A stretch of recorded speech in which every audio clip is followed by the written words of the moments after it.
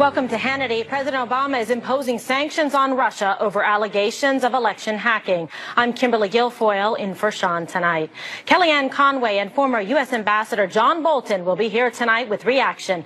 But first, earlier today, the Obama administration punishing Russia with sanctions, including expelling 35 Russian diplomats from the U.S. and closing Russian-owned compounds in New York and Maryland.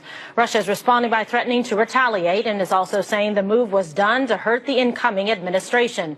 And President-elect Trump is reacting by putting out a statement that reads, quote, "It's time for our country to move on to bigger and better things. Nevertheless, in the interest of our country and its great people, I will meet with leaders of the intelligence community next week in order to be updated on the facts of this situation." Joining us now is incoming counselor to President-elect Trump, Kellyanne Conway. Kelly, thank you for joining us on the show tonight. Always a pleasure to have you. So lots of news on the international front, and certainly these developments as it relates to Russia are concerning. Have you spoken to President-elect Donald Trump about this? I have, yes. I've been with him most of the day in meetings, including on this topic. Okay, and what are his thoughts? Well, you see them clearly reflected in his official statement, Kimberly. He does believe it's time to move on and look forward to the next administration. Also, in the interest of the country, he's agreed to receive an intelligence briefing next week, probably in New York, by a number of intelligence officials to learn more about the current situation. And I think those who are trying to bait him into a bigger response, I would say two things to them. Number one, you can't have it both ways. You can't on the one hand say, hey, just one president at a time, and we have one now for the next 22 days or so named President Barack Obama, but at the same time you want the president-elect to make new policy. I was really disappointed to read in David Sanger's New York Times piece this evening the allegation or the supposition that perhaps one reason that these sanctions are taking place is to, quote, box in President-elect Trump, forcing him to take a position or otherwise once he takes office. I hope that this isn't motivated by politics even a little bit. But I would also note to folks, Kimberly, that this is great political fanfare and largely symbolic. But will it have impact? Will these sanctions have impact? It is unprecedented for us to expel as a nation that many operatives over such a short period of time. I don't think at the height of the Cold War we even did that. But at the same time, you know, the GRU, where these operatives are, they don't really travel here. They don't keep their assets here. So one wonders, you know, what the teeth of the sanctions really are. I see Russia has already retaliated against our alleged retaliation. I think they were calling on closing the Anglo-American school in Moscow. They also put out a scathing statement that this is just lame ducks and political corpses, quote, quote, those are their words. In the Obama administration doing a flurry of activity in the final week. So it's concerning and it's all new. President-elect was very brief and very firm and very consistent in his statement tonight.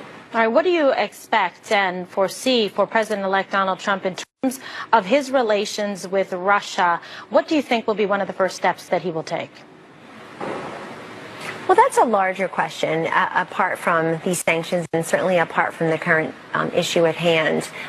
We have complicated relations with Russia. We have for decades as the United States. But at the same time, the President-elect has made clear that he is willing to work with countries who want to work on big solutions together. For example, if there are countries that want to come together with the United States and help eradicate, not just contain and not just pretend they've gone away, but eradicate ISIS, then we would entertain that assistance depending on the terms. I mean, I would say it's just remarkable to me that we're talking about sanctions against Russia just days after I would call sanctions against Israel with that horrible UN vote where really I think Secretary Kerry, before his speech and certainly after his speech, has lost a tremendous amount of credibility in just upending U.S. policy with respect to Israel. You will see President Trump have a much stronger relationship with Israel.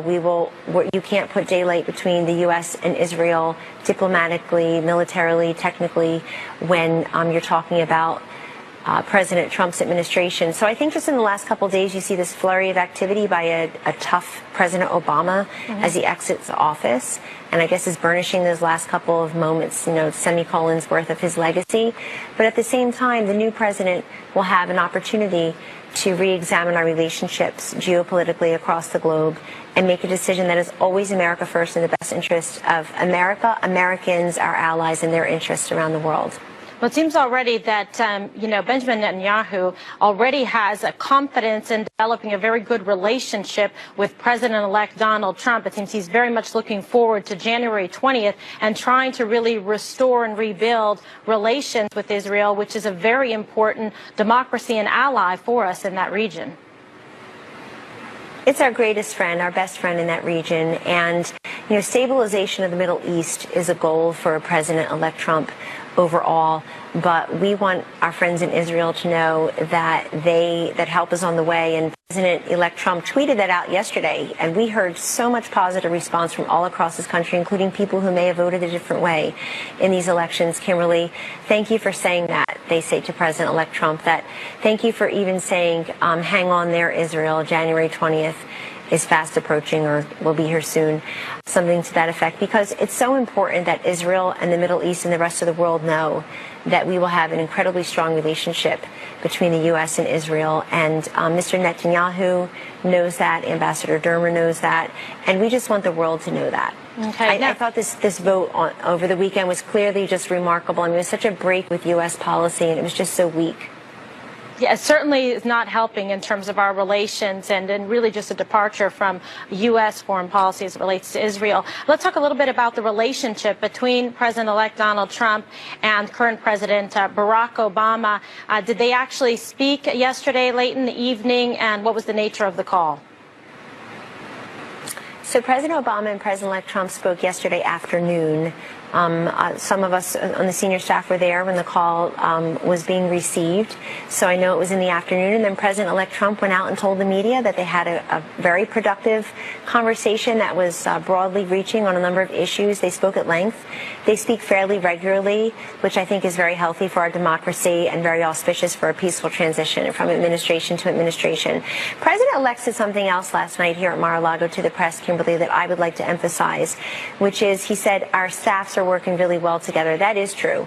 You have the current chief of staff and our incoming chief of staff in touch, the two press secretaries in touch, Sean Spicer and Josh Earnest, from what I understand, and certainly Valerie Jarrett and other senior staff members have reached out to me personally and often. So we feel that our cabinet nominees, others who are involved in senior levels in the incoming government have had good contact with, very positive contact with, and good relations so far with the outgoing Obama administration officials. And we hope that continues, because that really is the only way to make this work for the American people in the next couple of weeks. January 20th will be here quickly, and it's very important to all of us. I think it's very important to America that you see that peaceful transition of power from administration to administration.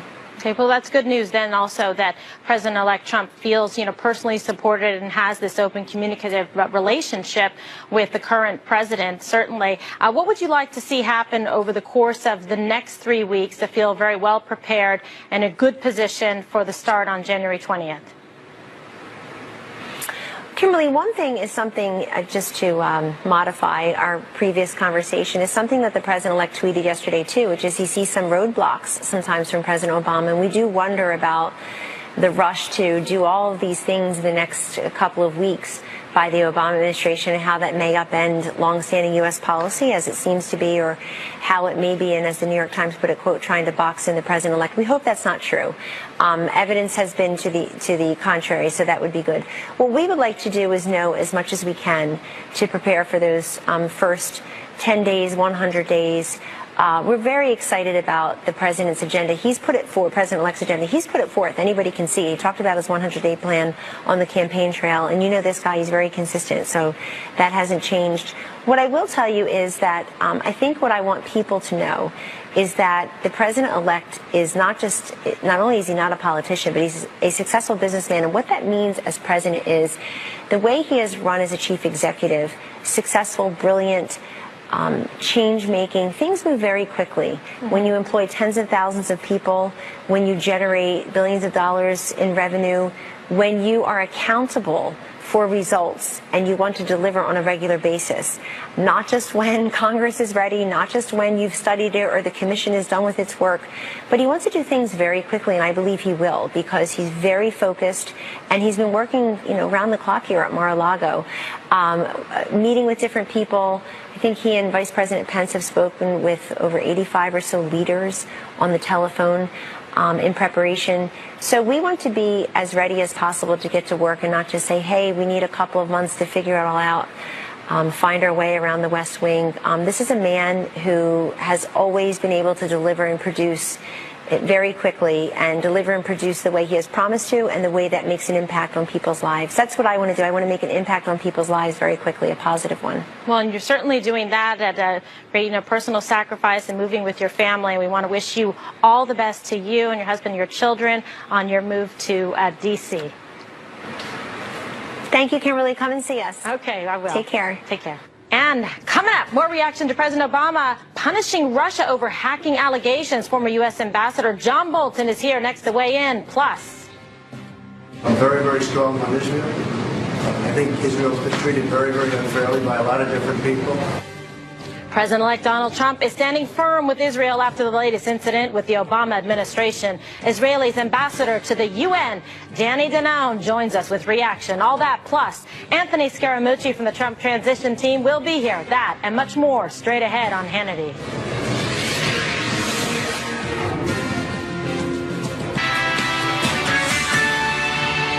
Live from America's News headquarters, I'm Patricia Stark. A powerful nor'easter dumping snow on parts of New England along the I-95 corridor. A storm warning remains in effect into Friday morning, and by the time it stops, as much as 8 inches of snow will have fallen. Coastal areas of Maine were seeing heavy snow earlier in the day, the Maine Turnpike dropping its speed limit to 45 miles an hour. It's now changing over to freezing rain, making driving even more hazardous. Elsewhere in the world, Iraqi forces launch a new offensive against ISIS fighters for control of Mosul. Elite special forces are pushing into several neighborhoods. Explosions are shaking the city, columns of dark smoke are in the air, and machine gun fire is echoing through the streets. ISIS fighters are putting up stiff resistance to keep control of a city they've held for more than 2 years. I'm Patricia Stark, and now back to Hannity. For all your headlines, log on to foxnews.com. Welcome back to Hannity. Newly imposed U.S. sanctions against Russia are elevating tensions between Washington, D.C. and Moscow. So what could this mean for the incoming Trump administration? Joining me now is former U.S. Ambassador to the UN and Fox News contributor John Bolton. Thank you for joining us on the program tonight. Obviously very disturbing news and developments on the tail end of an administration. What do you think this means for President-elect Donald Trump? Well, I don't think it binds him at all. I don't think it locks him in. If he doesn't like this executive order, he can simply reverse it. I think the harder issue is determining whether we really understand the full extent of what the Russians, the Chinese, the Iranians, the North Koreans, and others have been doing in the cyber world for 8 years and beyond that we have not responded to effectively. I think what President Obama announced today is incoherent, and if the reports about what Russia did are in fact correct, utterly inadequate. I think we need a much stronger response, because we want to get into a position where Russia and everybody else who's been doing this kind of interference in the United States knows that we can cause a lot more pain to them than they can cause to us, and we create structures of deterrence to make them stop it. Well, if President Obama had knowledge that there was interference, or at least the intention to cause interference going on, why now is he doing this at this stage of the game with very impotent sanctions, in my opinion, levied against Russia? To what end? Well, I don't think we can really say, but I think once January the 20th comes, obviously Trump administration appointees will be able to talk to people in the intelligence community and find out why it was, if they were so sure back in September and October that this was going on, they didn't announce it then. Some have speculated it's because that Obama thought that Hillary Clinton would win the election anyway, so why risk messing that up? And so now they're upset about it. I can't say, but I tell you, it's not just Russia. It's not just the hack of the DNC or John Podesta's email. It's 8 years going back of persistent efforts by foreign governments and others to get into our government and private sector computer systems. Look at the Chinese hack of OPM personnel records, millions of records of Americans working for the federal government basically stolen by Beijing. What did we do about that? I don't know. Apparently nothing. Nothing. Yeah, nothing. And you're right. This is a far greater, far sweeping problem that needs to be addressed. Just the abysmal lack of any kind of cybersecurity in this country. It's really woefully inadequate. And you see people and countries, rather, like China, like Russia, like the North Koreans, making a mockery of the U.S. security systems. And it does have a deleterious impact on U.S. national security. No, absolutely. I mean, I think we've got a kind of missile gap here. I have no doubt America's capable of much stronger action, both offensively and defensively, but I don't see that the Obama administration has put a priority on it until today. And so when the president announces a bunch of weak and ineffective sanctions, but says other steps will be taken, we can't talk about it, he just has no credibility in that regard. I understand why you don't make public actions in cyberspace or elsewhere until they've happened. But I do think in order to not simply impose pain on the Russians, but to shame them publicly as well, to let the whole world know, including other potential hackers like Beijing, that if you act against the United States, we will impose such costs that you will not want to do it again. And I imagine that would be your advice to President-elect Donald Trump, and he will have a markedly different approach as it relates to these actions against the United States. Ambassador Bolton, always a pleasure to have you. Thank you so much. Glad to be with you. And while tensions are escalating between Washington and Moscow, the Obama administration's relationship with one of our closest and most important allies, Israel, continues to deteriorate. Today, the Associated Press reported that, quote, relations between Obama, Netanyahu camps hit rock bottom. Meanwhile, the incoming Democratic Senate Minority Leader, Chuck Schumer, released a statement that reads in part, quote, while he may not have intended it, I fear Secretary Kerry in his speech and action at the UN has emboldened extremists on both sides. Last night, President-elect Donald Trump had this to say about Israel and the actions of the UN Security Council. I'm very, very strong on Israel. I think Israel's been treated very, very unfairly by a lot of different people. You look at resolutions in the United Nations, you take a look at what's happened. They're up for 20 reprimands, and other nations that are horrible places that treat people horribly haven't even been reprimanded. So there's something going on, and I think it's very unfair to Israel. And joining me now with reaction is Israel's ambassador to the UN, Danny Danone. Thank you so much for being here, Ambassador. Good evening, Kimberly. Thank you for having me. Yeah, absolutely. This is so important what's going on now, and the relationship between the United States and Israel is crucial. It is integral to world stability. And Israel already has enough countries after them, surrounded by people that would like to see the end and the demise of Israel. Yet the U.S. doing this, issuing essentially a very crippling, inappropriate blow to Israel. Your thoughts? We have a very strong relationship with the U.S., and we appreciate that. We have the same values, we share the same principles. But what happened last Friday at the Security Council was shameful. We were disappointed to see the U.S. teamed up with Venezuela, Senegal, Malaysia, passing a one-sided resolution, a ridiculous resolution. And when you read the resolution, it says that the Jews cannot be in Jerusalem, in the Jewish quarter, in the Western Wall, in the holy sites. That is ridiculous, and we are very disappointed to see that the administration decided in the last minute to allow such a shameful resolution to pass in the Security Council. But we are hopeful. We listen to President-elect Trump, and we hope to have some changes at the UN. We need to reform the UN. We need to make sure that the billions of dollars that the US is giving to the UN is going to the right places and not to promote incitement and even anti-Semitism against Israel. All right, well, let's talk about how this came to be, because is this something that, your country was given any kind of advance warning to in the forms of some kind of courtesy to relay it to Israel that the U.S. would take this position? We knew that the Palestinians will try to pass a resolution in the transition period. We spoke with our colleagues. We were aware of that, but we were not expecting that the U.S. will join it and will support it and will encourage it. In 2011, there was a similar resolution that the U.S. vetoed. Ambassador Susan Rice was then at the UN. She vetoed the same resolution. In 2014, there was a similar resolution that the U.S. blocked. So why now? What happened now that the U.S. decided to join our enemies and to allow such a shameful resolution to pass? And when you read the resolution, you know, the people of the U.S. will not support such a resolution. President Obama himself spoke at the UN, and he said, if you want to promote peace in the Middle East, don't come to the UN, to the Security Council. Urge both parties to sit together and to negotiate. That's what we need to do, to sit down and negotiate. But passing a resolution that actually gives the Palestinian everything, it's not encouraging peace. It's encouraging the Palestinian to continue to come to the Security Council.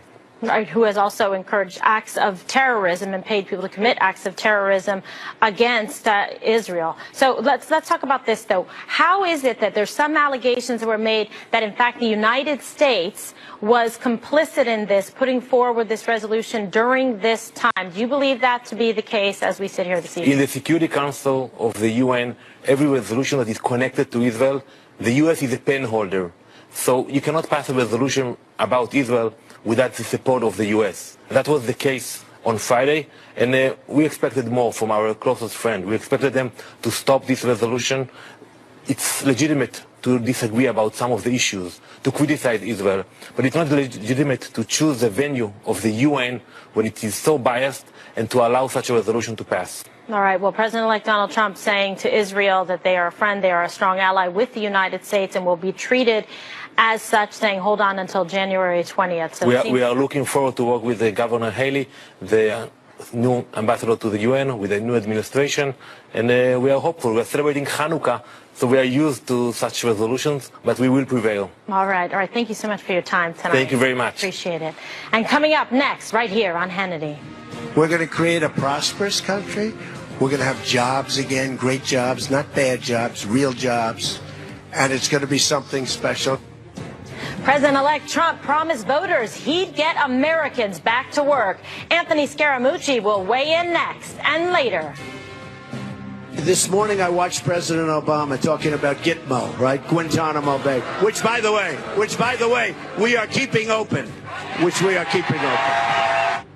That was President-elect Trump back in February telling voters he'll keep Guantanamo Bay open. Now President Obama is reportedly racing to release detainees before he leaves office.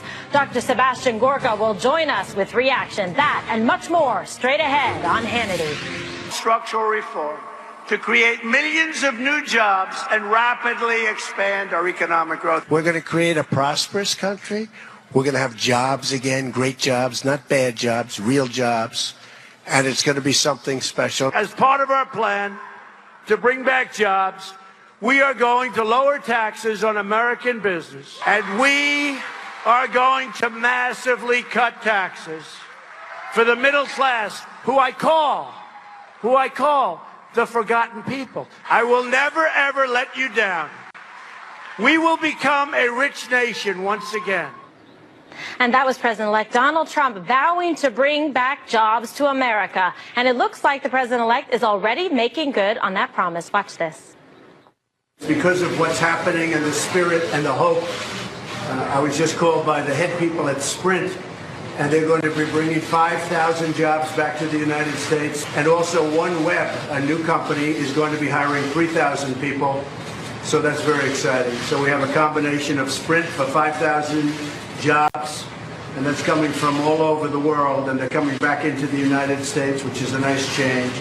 And also OneWeb, 3,000 jobs. That's a new company.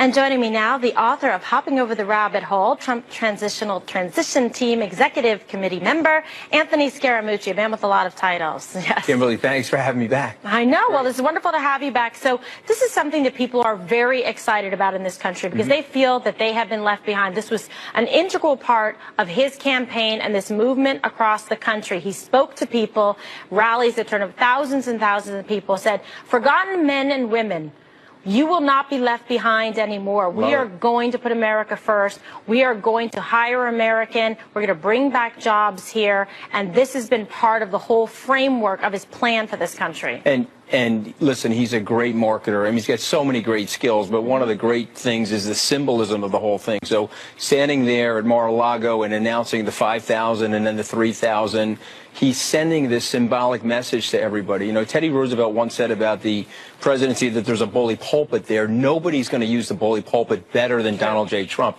He's going to get out there and express his hopes and dreams for the American people. He's going to inspire them at the inaugural. And he's sending a message to businesses all over the world that the United States is open for business, Kimberly. So lower taxes, more simple. Regulation that will be fair and propitious, but it won't be overly regulated. And the message to the working class families is that we're going to set you back up again where you can be aspirational. Sean talks a lot about on this show, 8 million people dropping below the poverty line. Mr. Trump wants to lift those people above the poverty line again, but also get them thinking the way we thought when we were growing up. Like, and my dad was a laborer, started with a lunch pail, and he told us we got to do our hardest to work hard and go to school, and then we can become successful. That's the message of President Donald J. Trump. So I'm hugely excited about the whole thing. Yeah, and you've been a big part of that in terms of a member of the transition team, executive member of it, and talking about some of these jobs, ideas, these principles, because people really feel in this country that they can't even dream, have these aspirations to open a company or do something, and so much of that contributes to the job force, the working force. No question. We've been stuck because of the low growth. You've had a declining wage cycle. Over the last 10 years, wages are down about 9.4% for middle class and working class families. And so his focus, in addition to bringing jobs back, is bringing real wages back to the United States. We've talked in the Obama administration about $15 an hour wages. That's not going to be the President Trump plan. The President Trump plan is high living standards, high living wages. And Kimberly, let's start the consumption cycle again, where we can get people back to work and get the growth that we need. That will also lift the rest of the world, Kimberly. Yeah, hire American, buy American goods, put America first. These sound like simple statements, but they have profound results and impact on the market. You can feel it in the psychology. Look at the consumer confidence numbers. The best that they've been in 15 years. I think it was 15 years. And that's coming from him. Even the pundits that don't like him have to admit that he's inspiring people and he's changing the game. You know, we went from Jimmy Carter, where people were in a malaise, to Ronald Reagan, where we were carrying flags and the torch of America, and we're returning back to the American dream, which is something very inspiring for a lot of people. And you bring up such a great point, because during that time when Reagan was president, you saw people, like households, had more confidence. There was, you know, consumer purchasing was up for sure. Yeah, when he talked about every family to have 2 TVs, 2 VCRs, to be able to do that, that's really something that can move the numbers forward. We've seen already the markets buoyed by the fact that President-elect Donald Trump is coming in. In Wall Street, you've seen that reflected in the index. That's been very favorable. I'm hoping that in 2 or 3 years, Kimberly, we get a new hat. It says "Making America Greater." And we drop the whole "Make America Great Again" because we're already great again. I love it. I think we're on to something. That's a Fox News alert right here. Anthony Scaramucci, always a pleasure to have you. Thank you so much. You as well. And coming up next, right here on Hannity. This morning I watched President Obama talking about Gitmo, right? Guantanamo Bay, which by the way, we are keeping open. Fill it up. President-elect Trump promised voters he'll keep Gitmo open, but President Obama is now reportedly rushing to free detainees before he leaves office. Dr. Sebastian Gorka is here next with reaction. And later, legendary conservative columnist Thomas Sowell is retiring after a fascinating decades-long career writing about politics. We'll ask him about President-elect Donald Trump and much more. Stay with us as Hannity continues. We have incompetent leadership. We have incompetent people. This morning I watched President Obama talking about Gitmo, right? Guantanamo Bay, which by the way, we are keeping open. And we're going to load it up with some bad dudes, believe me. We're going to load it up. That was President-elect Trump out on the campaign trail promising to keep open the U.S. military prison at Guantanamo Bay, Cuba. But according to reports, President Obama is rushing to transfer detainees from the prison before he leaves office on January 20th. And according to the latest report from the Director of National Intelligence, an alarming 30% of transferred Gitmo detainees are confirmed or suspected of re-engaging in terrorist activities. Here now with reaction is the author of Defeating Jihad, The Winnable War, Dr. Sebastian Sebastian Gorka. Dr. Gorka, this is very serious. It can have tremendous consequences if these individuals are allowed to re-engage in terrorist activities. Absolutely, Kimberly. Let's be very clear here. These aren't bank robbers. And just because the facility is called the Joint Detention Facility, it's not a prison. It is, in fact, an intelligence facility. These are individuals who are picked up in war zones, people who cannot be prosecuted and should not be prosecuted in a court of law, but who have very, very high intelligence value, or who simply should be kept away from other people because they are a threat to national security. The figure you quote is an official figure. If you listen to the amazing individuals like Tom Jocelyn and Bill Roggio at the Long War Journal, the recidivism rate is actually upwards of 40%. These are people who, as soon as we release them, go back to the lifestyle of jihadism. As a result, I am very, very glad to hear what President-elect Trump just said, that we are keeping that facility and we are going to fill it with bad people. All right. Well, so that seems to be the suggestion from intelligence individuals that know the difference about smart national security, keeping America safe. And these are individuals that have information that we need to get, and we don't want them to go back out. As you said, it's an alarming recidivism rate that they engage in. They just want to be let out to go and reoffend. Now, given the fact that President Obama is aware of these numbers that we even think might be lower than actuality here, why would he do this? Is it just to honor the legacy and please his constituents because it was one of his campaign promises?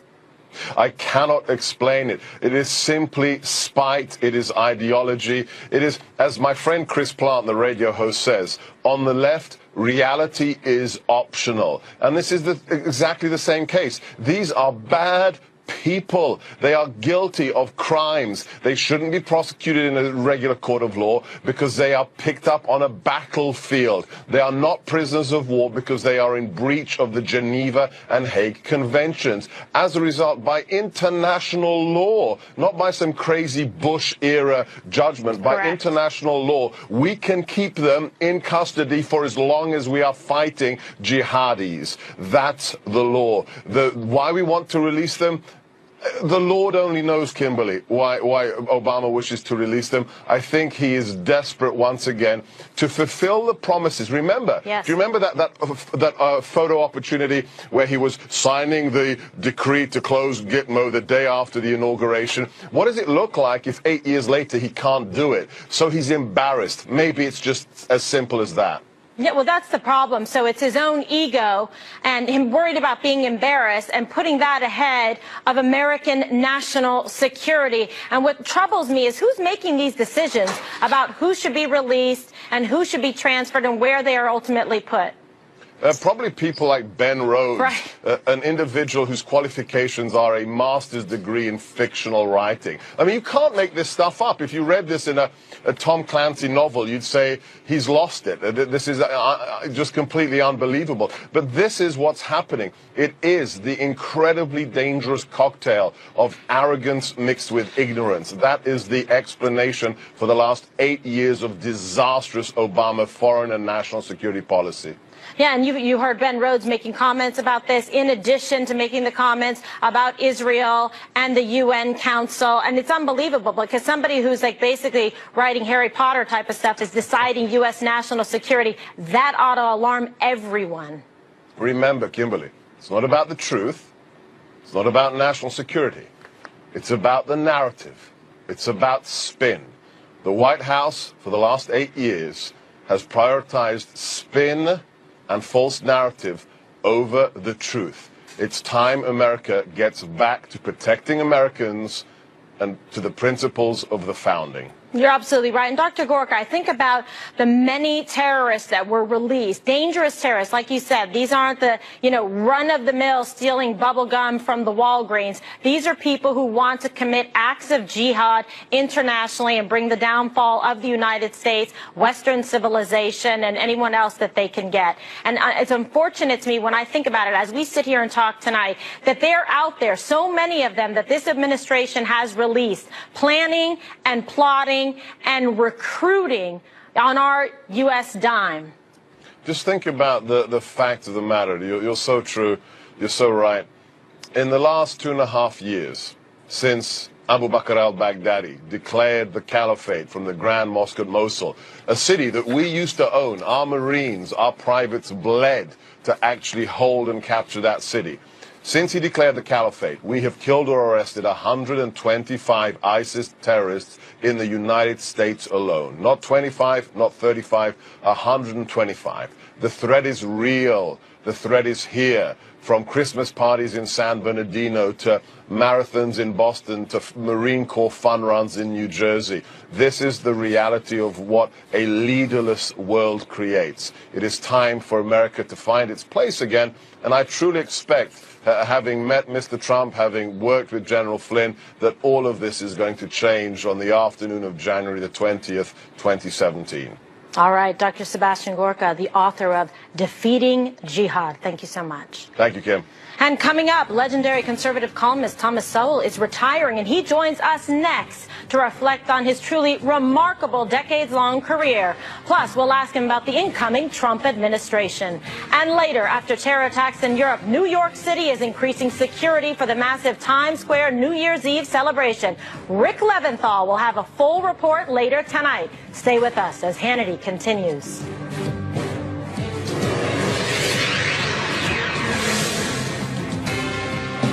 Back to Hannity. Conservative columnist Thomas Sowell is retiring. He wrote his farewell column 3 days ago, and in it he noted just how much has changed in politics, especially citizens' trust in the government. Joining us now is the author of Wealth, Poverty, and Politics, and a scholar in residence at the Hoover Institution at Stanford University, Thomas Sowell. What a pleasure and an honor to be able to interview you, sir, and thank you so much for all the incredible work that you have done and your incredible writing for this country. Well, thank you very much for having me. So I really enjoy your work, as so do millions of Americans and people across the world. And what do you think has really changed in terms of American politics as we see it today? I think the government has forfeited a great deal of trust on the part of the public. I still remember when John F. Kennedy took this country to the brink of nuclear war with the Soviet Union. And he'd just been elected narrowly, been in office 2 years. And you know, we trusted what he said. He said that they had to get those missiles out of Cuba and so on. And we knew he was the president, and he knew more than we did, and that was it. I think what's happened since then was that first Lyndon Johnson and then Richard Nixon lied to the public so outrageously that they destroyed not only their credibility, but more important, they destroyed the credibility of the office of the president. And we haven't recovered from that yet. It's unbelievable. Now, in your column, you also wrote, we cannot return to the past, even if we wanted to, but let us hope that we can learn something from the past. What is the biggest lesson that you believe, Professor, the past has taught us as Americans? Wow. I guess one of the biggest is that both the government and the people have to be guided by facts rather than by rhetoric. It's painful to me that there are people out there who judge, for example, the schools according to what they say rather than what they do. One of the most encouraging things I've seen in recent years is the proliferation of top-notch charter schools in ghettos across the country who are turning out kids who are able to meet the highest standards on tests, whatnot. Mm-hmm. And they do so in the very same buildings where other students are unable to get even close to that, because the charter schools, the ones that are successful, have a totally different outcome, using the same students from the very same neighborhoods in the very same buildings. And yet, I'm appalled to find out that this administration, the Obama administration, has lined up with the teachers' unions to try to stop the expansion of charter schools when they're one of the most encouraging things that's happened in education for low-income people in my lifetime. You know, really, and the importance of education and the successes that you have been able to achieve in your lifetime really are truly remarkable. And what message do you want to say to the young people out there that have dreams and aspirations?